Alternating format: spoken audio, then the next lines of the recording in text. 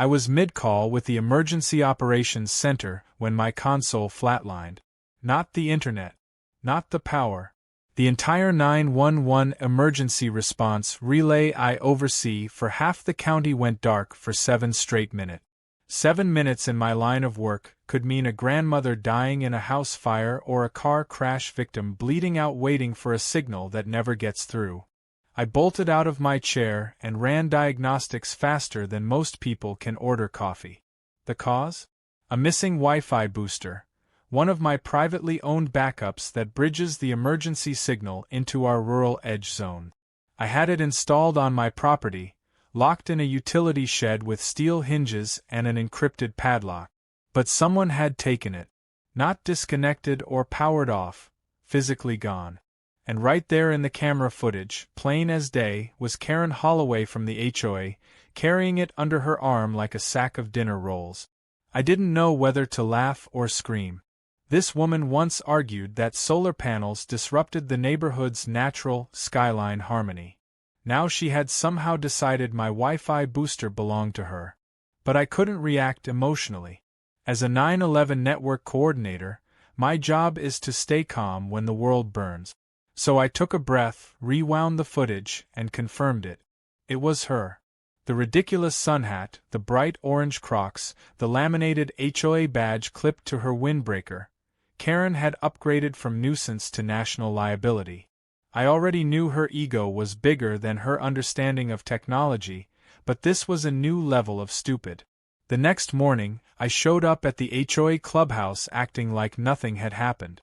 Karen was sipping iced green tea and bragging about her newest idea, an HOA-wide mesh network so the board could monitor bandwidth equity in the community. She called it a shared internet vision, and even floated the idea of monthly Wi-Fi dues. I stood in the back corner, silently taking notes, pretending to text while watching her parade around with tech jargon she clearly didn't understand.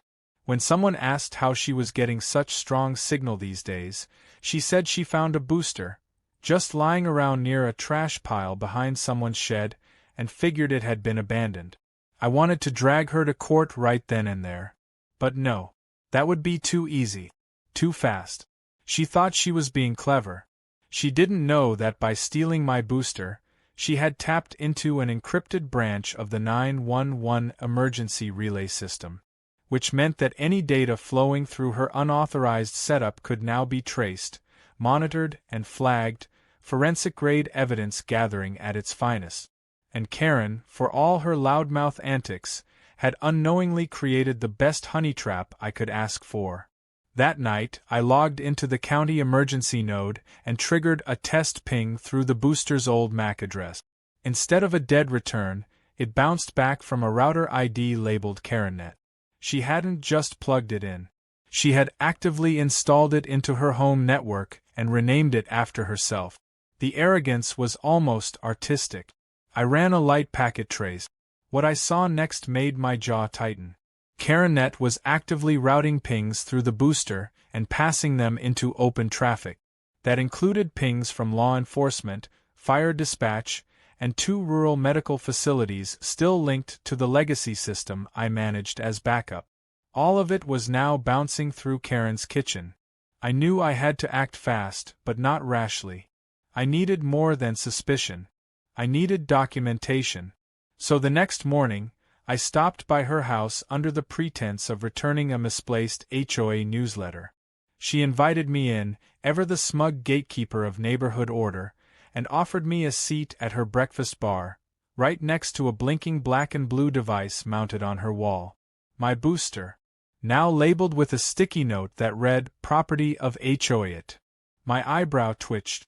She proudly launched into a speech about how her new tech was helping the community and how people were even asking her to help set up their smart sprinklers. I asked her casually if she had any cybersecurity installed. She waved me off, saying she read an article on Facebook about how hackers only target rich people and government sites. I sipped my water and smiled. She had no idea she had just turned her house into an open server for sensitive government traffic. 2 hours later, I filed a Level 2 anomaly report to the county's IT division, marking the node as compromised. I masked my identity to keep it from becoming a political scandal. Karen would throw a fit if she suspected I was involved. But the wheels were now in motion. All I had to do was keep her talking. At the next HOA event, a community digital access night, hosted by Karen herself, she stood in front of 20 neighbors and showed off her signal expander setup, pointing to a flowchart that included my booster and something she called neighborhood signal tunnels. She claimed the whole block could now access higher speeds thanks to her smart integration of scavenged tech. I recorded every word. What she didn't realize was that her little experiment had already caused 2 missed emergency calls and 1 false reroute. A local EMT reported getting a location signal 5 blocks away from the caller. When I traced it, it turned out to have bounced through KarenNet. If someone had died because of it, she wouldn't just be in trouble. She'd be facing federal charges. By the time she handed out flyers for her paid Wi-Fi optimization service, I had more than enough to proceed. But still, I waited. I wanted her to feel comfortable. I wanted her to build her little empire on a pile of illegal hardware and half-baked tech dreams. Because when it all came crashing down, I wanted every neighbor who believed in her nonsense to watch her get dragged out with a blinking booster in her purse and a network audit report as long as a CVS receipt. And it was coming sooner than she thought. Because just before midnight, I triggered another signal trace. Karen had added a second booster, this one sourced from county storm shelter inventory. She was expanding, which meant I wasn't just dealing with a petty thief. I was dealing with a full-blown tech terrorist in a sweater vest. Karen's obsession with power wasn't new, but now it had evolved beyond HOA gossip and parking complaints. She was genuinely treating stolen emergency communications equipment like it was a Pinterest DIY project. What rattled me wasn't just her ignorance. It was the fact that she had no idea the magnitude of the risk she had created. Her booster setup wasn't just siphoning Wi-Fi anymore. It was rerouting encrypted 911 signals through her open and unsecured home network, broadcasting sensitive emergency data into the digital wilderness. If someone with even a basic packet sniffer got access to her setup, they could track ambulances, eavesdrop on distress calls, or worse, fake emergency signals. It wasn't just dangerous. It was catastrophic. But I couldn't just shut it down. If I did, she'd scream sabotage, cry victim, and somehow spin it into a reason to ban satellite dishes or make everyone in the community go through an internet purity screening. Karen never backed down gracefully. No, I needed evidence. Public, undeniable, humiliating evidence. The next Friday evening, Karen hosted what she called Wine and Wi-Fi, an HOA event where she taught neighbors about digital democratization, a phrase she clearly found on a TED Talk thumbnail. I showed up with a hidden signal monitor app running on my phone and a packet logger in my pocket. The living room was packed with lawn chair politics and wine-drunk retirees, all nodding along as Karen pointed to a whiteboard covered in barely legible flowcharts. In between ramblings about community bandwidth, she waved toward the corner of the room where my booster stood, now wrapped in pink duct tape and topped with a plastic flamingo. I didn't even blink. I simply watched the signal strength on my phone spike. During her lecture, she encouraged people to donate old routers and boosters so she could build a neighborhood-wide mesh net. I nearly choked on my lukewarm soda when one elderly neighbor pulled out a modem from 2004 and asked if it would work with KarenNet. She assured them it would, claiming she had integrated retro protocols. The technical word salad was painful to listen to, but the room was eating it up. Karen was feeding their confusion with false confidence, and they were thanking her for it. But I wasn't here to correct her. I was here to document everything. After the session, I lingered, making small talk while scanning the signal logger. As expected, her network was broadcasting in open mode. Worse, I spotted pings from 2 hospital devices. She had no idea that those tiny pulses were dispatch confirmations from emergency transport systems. By running them through her home booster, She had turned a protected government link into a public access point. Anyone could interfere, delay, or spoof responses. It was like putting a police scanner next to a karaoke machine and thinking nothing bad could happen.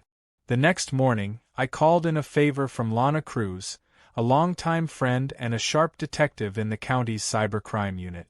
I briefed her without names and watched her face twist from confusion to horror in seconds. I didn't even have to ask. She volunteered to help. Together, we planned an audit trap. Lana would pose as a concerned resident needing a booster to improve her internet so she could attend her niece's remote classes. If Karen offered her a stolen county device or mentioned membership plans, we'd have all the legal ground we needed to launch an investigation. The plan unfolded the following weekend. Lana, dressed like a flustered ant with zero tech know-how, knocked on Karen's door holding a fake HOA flyer. I waited in a parked car nearby, watching through a bodycam feed. Karen greeted her with a suspicious glare, but warmed up when Lana said she was looking to buy into the network. That was the trigger word. Karen led her to the garage where multiple routers and boosters were laid out on a folding table like black market hardware.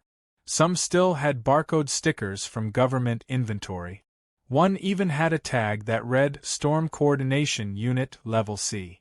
Karen pitched her best sales act, offering tiered access. She called it Neighborhood Signal Harmony.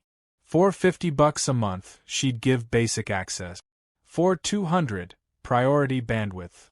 Lana played her part perfectly, asking innocent questions, taking photos, and finally making a payment using marked bills. Karen handed her a box containing one of the stolen boosters and offered installation services for an extra fee. I couldn't believe what I was seeing. Karen had gone from neighborhood nuisance to full-blown Wi-Fi cartel. Later that day, Lana and I met back at my place and logged the footage, timestamps, signal logs, and device IDs. It was enough to trigger a county-level investigation, but I wanted one more thing. Something that would tie the whole thing together with undeniable public proof. So I ran a synthetic emergency test through the legacy 911 backup protocol, simulating a heart attack response. The system should have instantly pinged both the nearest dispatch and emergency medical responder. But thanks to KarenNet, it took an additional 42 seconds. That could be the difference between life and death. That was the final nail. I prepped the files and sent them to the County Emergency Communications Oversight Board, filing it anonymously but requesting escalation due to high security risk. Within hours, a formal audit was scheduled. But before the county could even finish paperwork, Karen pulled the most Karen move possible. She decided to host a neighborhood movie night with her new HOA streaming network. The projector would run off her boosted signal. The entire neighborhood would be there, including local council members and first responders. If ever there was a moment to let the network fail publicly, it was now. So I waited, sitting on my porch sipping coffee while the projector flickered to life on the HOA lawn. Karen stood in front of the crowd with a microphone, praising her own innovation and calling the evening a community-powered digital milestone. I tapped a command on my laptop, and just like that, KarenNet collapsed. No warning. No recovery. The movie froze. Phones lost signal. Alexa speakers started repeating, "Network error." People grumbled and wandered back to their chairs. Karen panicked, sprinting to the booster box, unplugging wires and yelling about interference. And then, as if summoned by fate, Detective Cruz arrived with a clipboard and a smile. She approached Karen mid-meltdown, introduced herself as an investigator for the County Communications Division, and asked to see the source equipment. Karen stuttered. She tried to deflect. Then she blamed network trolls. Lana calmly asked her to produce receipts for the boosters being used. Karen snapped. She accused Lana of harassment, turned to the crowd, and shouted that she was being targeted for saving the neighborhood from corporate internet greed. That's when I walked in with the backup footage of the booster theft. I said nothing. I simply handed Lana the flash drive and watched Karen's face drain of color as she realized the crowd had fallen silent. No one was cheering now. All they could see was the blinking red light on the stolen equipment, the flickering projector frozen mid-frame, and Karen, suddenly alone in the spotlight she had created for herself. And I wasn't done. Not even close. Karen should have stopped when the projector froze and the crowd began to shift uncomfortably in their seat. That moment, when Detective Lana Cruz quietly but firmly asked to see receipts for the stolen booster, could have been her last off-ramp. But Karen wasn't the type to back down. No, she doubled down with the grace of a bull in a boutique, launching into a wild rant about government surveillance, claiming she was being framed because she offered free internet to the people.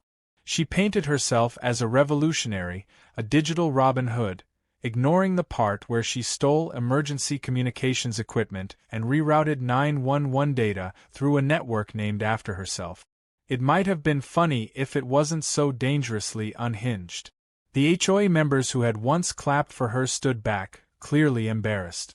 Even Terry, the HOA president who normally echoed every one of Karen's ideas like a trained parrot, was suddenly mute. He tried to intervene, offering her a chance to pause the event and maybe regroup in private. But Karen wasn't listening. She stormed over to the power box, yanked out cables, and started blaming the projector's failure on electromagnetic sabotage. Lana stood nearby, arms crossed, letting Karen's meltdown pile higher and higher. I watched from a short distance, keeping quiet, my presence enough to unnerve her further. By the next morning, the story had already spread. Neighborhood group chats were flooded with clips from the projector disaster. People were forwarding screenshots from KarenNet's crash and laughing at her digital equity claims. But in the middle of the memes and mockery was something serious, a rising panic about whether their home systems had been exposed. One resident found his smart doorbell broadcasting to a public IP. Another claimed his Alexa responded with a stranger's grocery list. The fallout from Karen's Frankenstein network was growing faster than expected, and now people wanted answers. The very neighbors she once controlled with threats of fines and sidewalk citations were suddenly questioning her authority. And when Karen felt her control slipping, she didn't apologize, she escalated. That evening, she marched straight to my front porch with a folder in hand and a scowl sharp enough to cut steel. She didn't knock. She pounded. I opened the door, calm as ever, and greeted her like an old friend. She shoved the folder at my chest and accused me of orchestrating a cyber attack. She claimed my job as a 911 something or other was just a cover for sabotage. The folder was full of screenshots and printed emails, half of them from public domains, the rest clearly misunderstood tech readouts. One even had a circled diagram labeled "Signal Loops equals criminal spying." I held back a chuckle and asked her if she really wanted to go down this road. She said I'd messed with the wrong person, that she was filing an official HOA complaint and taking legal action for cyber entrapment. I thanked her for the update and offered her a seat, just to keep her talking while my internal cameras recorded the entire unhinged conversation. She refused, then accused me of using audio trickery to manipulate her voice, like I was running some secret sound lab in my garage. At this point, I realized Karen wasn't just grasping at straws, she was clutching invisible ones. She believed her delusions completely, and the more she talked, the more dangerous she sounded. The next day, I met with Lana at the County Operations Center. We reviewed the video, the packet logs, and the new neighbor complaints pouring in. Lana confirmed that the county was ready to escalate charges, especially after verifying that the second booster Karen had installed was listed as missing from a storm shelter's emergency deployment kit. That piece of hardware was supposed to help first responders coordinate during flooding disasters. Karen had it boosting her HOA newsletter upload. With formal charges incoming, Lana suggested we plan a sting that would leave no doubt in anyone's mind, neighbors, officials, and Karen herself. We arranged a controlled emergency dispatch test, routing a low-level distress signal through the area. If Karen's network intercepted it, The system would automatically log the IP hop and expose her setup as an interference node. We set the test for the following Thursday, when HOA leadership was holding a digital committee roundtable in the clubhouse. Karen would be there, grandstanding in front of her shrinking audience. And we'd have our proof. When Thursday arrived, everything went as planned. The test signal triggered at 7:03 p.m. Within seconds, it bounced off KarenNet, hit her router, and was rebroadcast to a neighbor's smart fridge before eventually landing, delayed and distorted, at the intended endpoint. The log was airtight. Meanwhile, Karen was inside the clubhouse, passing out flyers for her new initiative, Neighborhood Cyber Patrol. She wanted HOA members to report suspicious blinking devices, and advocated for a policy where she would inspect home networks for compliance. She was trying to spin her failure into authority again, the classic Karen pivot. Lana and a uniformed officer entered the clubhouse 10 minutes later. The moment Karen saw them, her speech stumbled. She tried to laugh it off, saying they were probably here for community outreach. Lana walked straight up to her and presented the log files. Karen's face turned to stone. She accused the police of falsifying data and claimed they were colluding with Big Internet. When asked to surrender the boosters, she said she needed a lawyer and then marched into the kitchen and tried to yank them out mid-event. The officer calmly stopped her and told her not to touch the equipment. She backed off, flustered and muttering something about constitutional Wi-Fi rights. As the evening dragged on, the HOA members slowly turned. One by one, they started asking questions.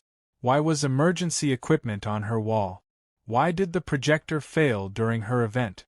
Why had so many people experienced outages after connecting to her network? Terry, who had once blindly supported her, stood up and declared he was suspending her from all tech-related HOA duties pending an independent review. Karen protested, called it an ambush, and then stormed out, shouting that she was being persecuted for being too advanced for this neighborhood. She didn't come out of her house for the next 2 days. Meanwhile, Lana submitted the full report to the county prosecutor. Theft of government property, public endangerment, tampering with emergency infrastructure, and digital fraud. Every charge was supported with timestamps, video, and network evidence. All that was left now was waiting for the official response. Karen, in her fortress of garden gnomes and pink flamingo boosters, had no idea how close she was to real consequences. I wasn't worried, though. The system would catch up. It always does. And just as I thought we'd reached the peak of chaos, a strange new development landed in my lap. One of my flagged alerts lit up that night. Karen's network had gone back online. Not only that, but it was now broadcasting under a new SSID. Liberty Signal _X. A scan of the packet flow revealed a new device attached. One I hadn't seen before. It wasn't hers. It was too advanced. Something military grade. Whatever Karen had plugged in now, it didn't come from a garage sale. When the alert lit up my console, I rubbed my eyes thinking it was a delayed ping or ghost signature. But the data was current, time-stamped within the last 5 minutes, and not only had Karen's rogue network come back online, it had come back stronger. The new SSID was unlike her usual flair. It didn't scream KarenNet or Wi-Fi Queen or any of the ego-stamped nonsense she usually named her devices. This one was labeled Liberty Signal _X, and the signal strength was off the charts. I immediately traced the MAC address of the booster pushing the signal and felt a knot form in my stomach. The manufacturer ID didn't match anything consumer-grade. This was military-level hardware, encrypted firmware, adaptive broadcasting, and anti-jamming features. I'd seen these before, but only inside secure command vehicles or deep in Federal Disaster Response Unit. There was no chance Karen bought this at a neighborhood estate sale. This was something someone loaned, or worse, someone sold to her without knowing what she would do with it. I ran a passive scan and detected that the signal was not only strong, it was penetrating across multiple frequency bands. Emergency channels, broadband, even a slice of satellite uplink. It was broadcasting like it belonged in a mobile command post, not in a suburban cul-de-sac behind a badly trimmed hedge and a garden gnome with googly eyes. I wasn't just concerned now, I was alarmed. If she had tapped into a federal node or somehow reactivated one of the storm units she'd stolen, the consequences could ripple well beyond the HOA. But I couldn't go knocking on her door and demanding answers. That would only send her spiraling further into paranoia, and if she really was in possession of high-grade tech, who knew what damage she could do trying to cover her tracks? Instead, I set up a silent watch. I isolated her network from mine and monitored Liberty Signal_X from a secure sandbox. Within hours, I watched data ping off her system, not just internally but bouncing between neighbor routers and even touching a school server on the other side of town. She had somehow set the booster to auto-link with surrounding open networks, creating a web of uncontrolled data relay. The irony was staggering. Karen, who once complained that my Wi-Fi booster violated neighborhood harmony, had effectively turned our block into a relay node for a rogue broadcast system. The neighbors had no idea their routers were now feeding into a rogue mesh grid. I compiled the logs and reached out to Lana again. We met at a quiet coffee shop, and I passed her the flash drive across the table without saying a word. She plugged it into her laptop, browsed the logs, and then sat back with a sigh that turned into a low laugh. Not the good kind, more like the disbelief kind. She leaned in and said, "You're telling me she somehow got her hands on a hardened communications booster? How is that even possible?" I told her I had no idea. The serial number had been wiped, the firmware locked, and the auto-pairing features suggested someone had either sold it to her on the black market or, far more terrifying, she found it abandoned and decided to plug it in without even knowing what it was. Lana didn't hesitate. She said she was going to elevate the report immediately to her federal contact. At this point, it was no longer a question of stolen HOA gear or broken community rules. This was unauthorized use of federal-grade infrastructure with potential national implications.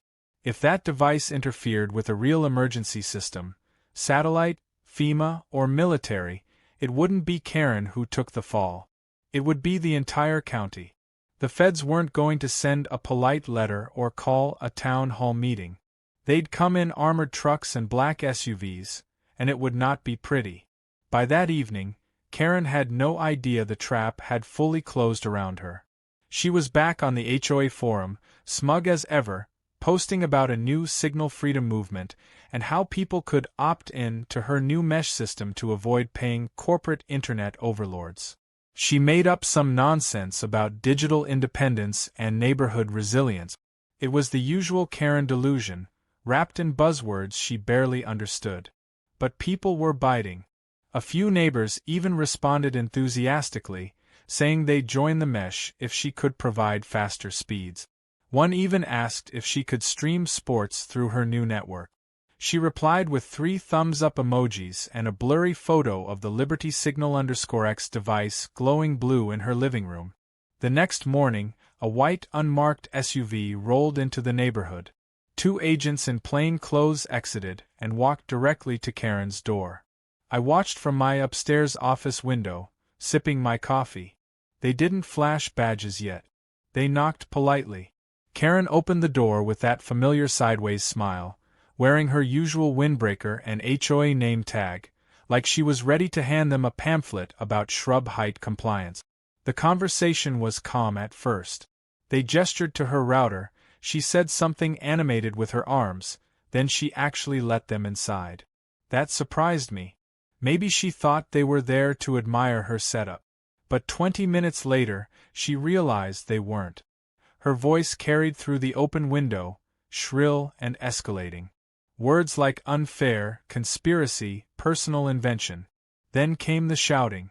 Accusations about hackers, people jealous of her ideas, threats of legal action. The agents stepped outside, now joined by 2 uniformed county officers. Lana arrived moments later, unmarked but purposeful.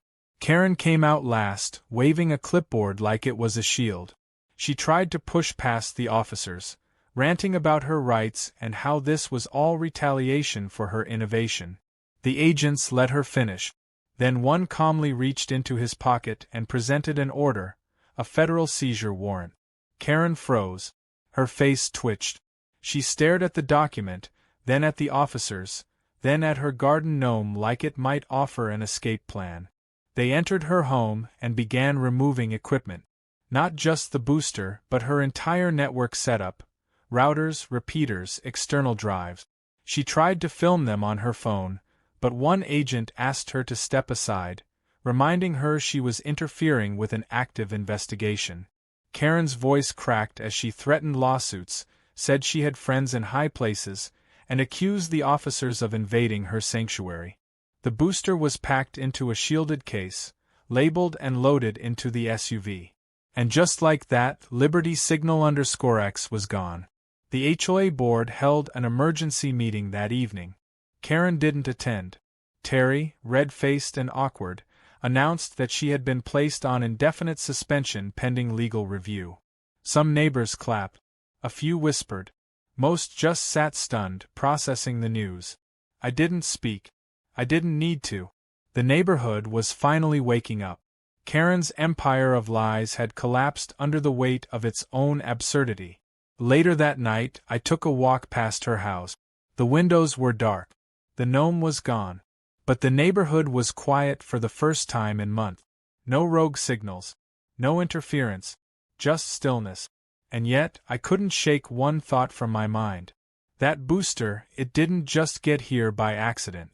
Someone, somewhere, put that kind of tech within her reach.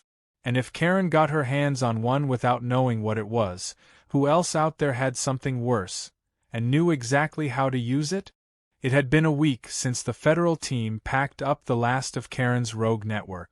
The HOA clubhouse remained unusually quiet, almost unnervingly so. People weren't arguing over lawn paint shades or mailbox design code. They were whispering. The kind of whispering that comes after something implodes and no one knows whether to pretend it never happened or wait for the next explosion. Karen hadn't shown her face in public since the seizure. Her yard, once lined with yard signs, flamingos, and laminated HOA bulletins, looked barren. The solar lights she had illegally installed along the sidewalk now sat dark. Even her notoriously loud chihuahua, Biscuit, hadn't been heard yapping. It was like Karen had simply vanished, except for the occasional angry comment she left in obscure neighborhood forums under fake usernames that were barely disguised. But while the neighborhood drifted into a cautious peace, I couldn't afford to relax. As the 9/11 network coordinator, my mind stayed locked on one detail that still hadn't settled. That military-grade booster. The serial number had been wiped, but I knew what I saw. Its firmware had traces of a mesh propagation feature used exclusively by FEMA and certain military contractors. That meant someone either leaked the tech, dumped it where Karen could find it, or worse, gave it to her thinking she was some kind of grassroots beta tester. And even though she was loud, careless, and often delusional, Karen had stumbled into a serious piece of infrastructure. That wasn't just a Karen problem anymore. That was a system-wide vulnerability. I submitted a final report to my agency, detailed and exhaustive, cross-referencing timestamps with known device logs and packet structures. I added the test delay recordings, the packet corruption timestamps, and even the video of the projector meltdown. The file was thick enough to crash an outdated laptop. But I wasn't satisfied. There was still one loose thread I couldn't tug loose from my thoughts. The final 20 minutes of Liberty Signal_XS activity.